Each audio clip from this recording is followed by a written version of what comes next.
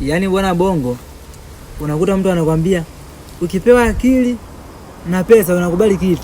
Mtu anakuambia mimi nataka akili. Sasa ndugu yangu, wewe unachukua akili, mimi nachukua hela. Baadaye unakuwa wewe una akili lakini hauna hela. Sasa mimi mwenye hela nitakuajiri wewe.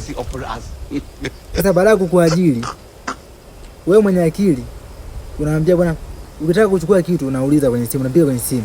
Halo, kuna kitu fulani hivyo, kipo hivi na hivi. Lakini mimi ambao sina akili, ningetaka kitu, nakwambia hebu nenda dukani kaulizie. Kuna mafuta ya taa. Unaenda, unarudi. Unaniambia yapo.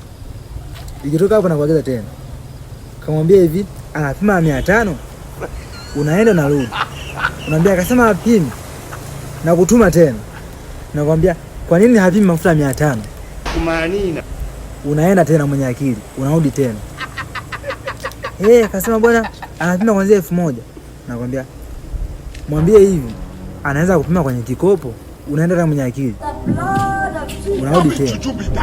Sasa wewe endelea kuwa na akili, mimi naendelea kutumia hela, nitakusumbua wewe mpaka siku ya kufa. Haya.